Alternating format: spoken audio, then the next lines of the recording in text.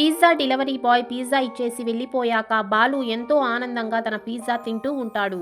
ఇదంతా పక్కనే ఉన్న చింటూ చూస్తూ ఉంటాడు. కానీ బాలు మాత్రం చింటూకి ఒక పిజ్జా పీస్ కూడా ఇవ్వడు. దాంతో చింటూ చాలా బాధపడతాడు. మరుసటి రోజు తెల్లవారగానే మళ్ళీ బాలు తన డ్యూటీకి బయలుదేరిపోతాడు. ఇతను కావాలనే తన ఫేస్ కి బొగ్గు మట్టి లాంటివి రాసుకుని భిక్షం ఎత్తుకోవడానికి బయలుదేరతాడు.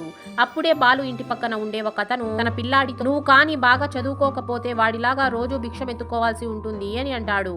దానికి బాలు నువ్వు జీవితాంతం కష్టపడి ఏం పీకేశావు, నువ్వు కూడా నా ఇంటి పక్కన అద్దెకే కదా ఉంటున్నావు అని అంటాడు. ఆ తర్వాత బాలు తను ఎప్పుడూ భిక్షం ఎత్తుకునే ప్లేస్ కి వెళ్లి పడుకొని ఉంటాడు. అక్కడున్న వాళ్ళందరూ బాలుతో మేము నీకు ఎన్నిసార్లు చెప్పాము, నీ కాళ్ళు చేతులు బాగున్నాయి, నువ్వు ఇంత యంగా ఉన్నావు, అయినా కూడా ఎందుకు భిక్షం ఎత్తుకోవాల్సి వస్తుంది, నీకు సిగ్గు లేదా, ఏదో ఒక పని చేసుకుని బ్రతకచ్చు కదా అని అంటారు. దాంతో బాలు అక్కడున్న వాళ్ళతో మీరు కూడా రోజు ఏదో ఒక పని కోసం భిక్షం ఎత్తుకుంటూనే కదా ఉంటారు, నేను డబ్బు కోసం భిక్షం ఎత్తుకుంటే మీరు కూడా నాలాగే పని కోసం అడుక్కుంటూ ఉంటారు అని అంటాడు.